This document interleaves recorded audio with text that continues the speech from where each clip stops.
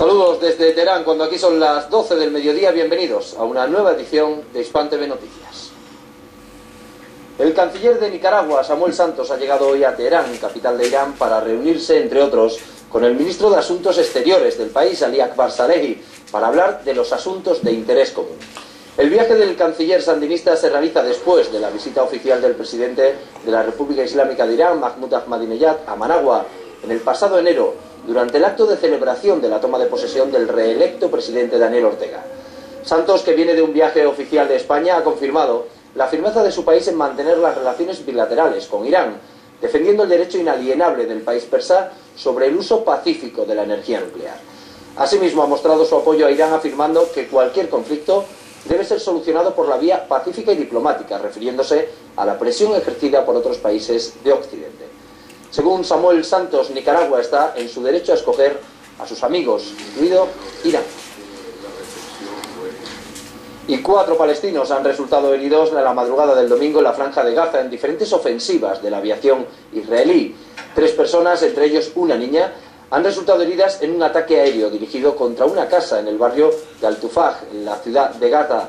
Según las fuentes palestinas, otro ataque ha tenido lugar en el barrio de Zeitún, en la ciudad de Gaza también. El ejército israelí ha confirmado la ofensiva. Un helicóptero Apache israelí ha disparado un misil contra una tienda donde un palestino ha resultado herido. Mientras tanto, los aviones no tripulados israelíes sobrevuelan el área. El régimen israelí perpetra ataques de forma diaria contra la región bloqueada palestina. Ofensivas que, según las fuentes locales, cada semana se saldan con la muerte de decenas de personas. Y las fuerzas bareiníes vuelven a atacar a los manifestantes que han salido a las calles de la ciudad de Sitra para celebrar el funeral del ciudadano de 85 años que perdió la vida a manos de las fuerzas leales al Jalifa. Las fuerzas bareiníes, respaldadas por Arabia Saudí, han lanzado gases lacrimógenos y balas de goma para dispersar a los manifestantes. El fallecido, conocido como Mansur Salman, falleció ayer en Sitra tras inhalar gases lacrimógenos disparados dentro de su casa por las fuerzas gubernamentales. Decenas de personas han perdido la vida y cientos más han sido detenidas desde el inicio del levantamiento popular en Bahrein en febrero de 2011. Sin embargo, los bareiníes han expresado su determinación de continuar con las protestas hasta que sean atendidas sus demandas. Y el presidente de Irán, Mahmoud Ahmadinejad, ha hecho hincapié en la necesidad de reforzar los vínculos entre las naciones de la región para impedir cualquier intento de injerencia y protagonismo de las fuerzas externas. Ahmadinejad ha formulado estas declaraciones a su llegada al aeropuerto de Mehrabad de Teherán, capital de Irán, tras haber participado en la tercera cumbre trilateral entre Irán, Afganistán y Pakistán en Islamabad, la capital pakistaní. El presidente iraní ha asegurado además que los problemas y las crisis que padece la región han sido originados desde el exterior, debido a que han sido impuestos a las naciones y gobiernos de la región desde fuera de sus fronteras. En alusión a la tercera cumbre trilateral celebrada durante 2 días en la capital de Pakistán, ha afirmado que los 3 países han expresado puntos de vista comunes y han aunado criterios respecto a los acontecimientos y problemas de la región. Y las fuerzas del Cuerpo de Guardianes de la Revolución Islámica de Irán inician mañana una maniobra militar bajo el nombre de Balfajr.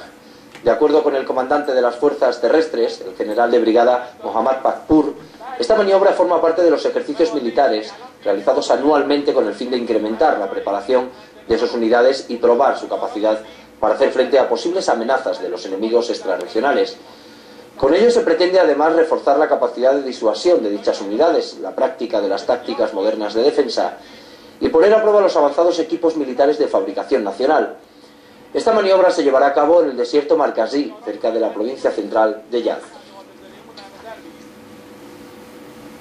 Y el tercer estado más grande en producción de petróleo de Nigeria, Bayelsa, se enfrenta a una grave crisis de combustible.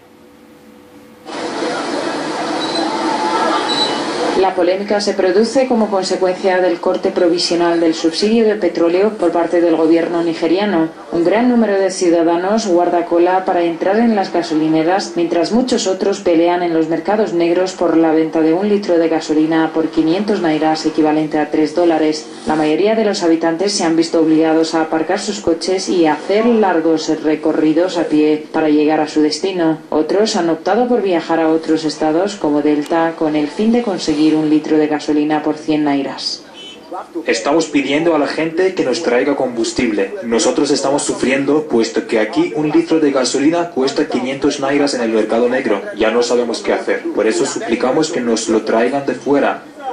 La situación se ha agravado después de que los residentes protestaran contra el alza del precio del transporte para viajar a otras ciudades. Los vendedores de la gasolina habían advertido a principios de febrero que el país se enfrentaría a la falta de combustible en los próximos meses debido a la caída del 40% del importe de su petróleo como la principal fuente del suministro doméstico desde que el gobierno anunciara la temporal suspensión de subsidios a los productos. Nigeria importa la mayor parte del combustible que consume debido al deterioro de sus 4 refinerías que producen tan solo una cuarta parte de su capacidad. El presidente nigeriano Goodluck Jonathan suspendió el subsidio al combustible el pasado 1 de enero. Las protestas de los grupos sindicales, así como la sociedad civil, le obligaron a restablecer una parte del mismo. Sin embargo, el precio del carburante ha crecido un 50%. Y el presidente de Ecuador, Rafael Correa, ha ganado la batalla legal que lo enfrentaba contra el centenario diario El Universo, acusado de injurias graves contra el primer mandatario al afirmar en un artículo de opinión que era un asesino de lesa humanidad. La pena impuesta fue de 3 años de cárcel para los directivos del matutino y el editorialista, además del pago de 40 millones de dólares repartidos entre los sentenciados. Robinson Robles tiene más detalles. Este fue el artículo de opinión que dio paso a uno de los juicios más controversiales de los últimos tiempos en el país. Aquí se afirmó que el presidente Rafael Correa es un asesino de lesa humanidad y que ordenó disparar contra un hospital lleno de civiles. Fueron enjuiciados el articulista y 3 accionistas del periódico. A un presidente en el diario más vendido del país, reproducido electrónicamente y a nivel mundial, se le ha acusado de asesino, criminal de lesa humanidad y disparar sin previo aviso y a discreción contra un hospital lleno de civiles. ¿Me pueden decir cuándo? Y recuerden que es la demanda contra un medio privado. Los defensores del diario El Universo apelaron a la libertad de expresión garantizada en la Constitución ecuatoriana y contraatacaron al gobierno aduciendo que tiene el control de las Cortes de Justicia, por lo que sin dudas perderían el juicio, argumentaron. Eso es terrible. O sea, es una cosa que avergüenza a los ecuatorianos. Por eso ustedes se preguntan, pero ¿qué pasa con...? Porque nos ha dicho, nos ha mencionado. No, hay que esperar un poco. Vamos a esperar primero que el abogado del presidente defienda una sentencia corrupta en presencia del presidente. Luego de haberse evacuado todas las instancias de ley, la sentencia fue determinante contra el diario. En esta maratónica audiencia que superó las 13 horas, la Corte Nacional de Justicia de Ecuador ratificó una multa de 40 millones de dólares, casi 30.7 millones de euros, contra el diario y una sentencia de 3 años de cárcel contra sus altos directivos y el autor del artículo de opinión. Se han alcanzado los objetivos. Mi objetivo no es meter preso a nadie, no es quebrar a nadie. Mi objetivo es que se sepa que el universo mintió, objetivo alcanzado. Que la ciudadanía sepa que no es que hay que enjuiciar solamente a los recaderos, sino a los que utilizan esos recaderos. Se ha alcanzado. Y mi objetivo era que la ciudadanía reaccione y empiece con la ley de la mano a defenderse de los abusos de cierta prensa. Objetivo que se ha alcanzado. Los hoy sentenciados han aparecido como perseguidos políticos y han pedido asilo fuera del Ecuador, aseverando que llevarán su caso a cortes internacionales. Y ahí sí, el Estado ecuatoriano y el gobierno y el presidente de la República como jefe de Estado deberán responder por todo lo que se ha hecho en este caso. Lamentablemente era necesario y establezcamos responsabilidades.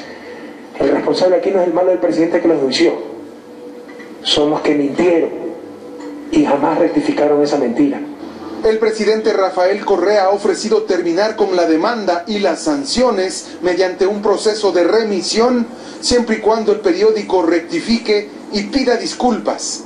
Robinson Robles, Hispan TV, Quito. Y vamos a Europa, donde los estudiantes griegos han manifestado hoy frente al Parlamento, mientras los legisladores discutían la implementación de reformas demandadas por la Unión Europea y el Fondo Monetario Internacional para recibir el rescate de 130.000 millones de euros. Cerca de 2.000 estudiantes congregados ante la sede del Parlamento han protestado contra las reformas y recortes en la educación que provocaría el cierre de escuelas, así como contrarrecortes salariales que afectan a sus familias. Cientos de fuerzas antidisturbios han intentado dispersarles. En la operación, al menos 3 estudiantes han sido detenidos. Grecia ha vivido durante toda la semana protestas contra el nuevo paquete de recortes y cierre de algunos organismos públicos. Medidas todas ellas exigidas por la llamada Troika a cambio del nuevo préstamo. La nueva ley de austeridad incluye recortes en salarios, pensiones y empleos. Con ello, el gobierno heleno espera recibir la ayuda económica de los acreedores internacionales a fin de salvar al país de una posible bancarrota.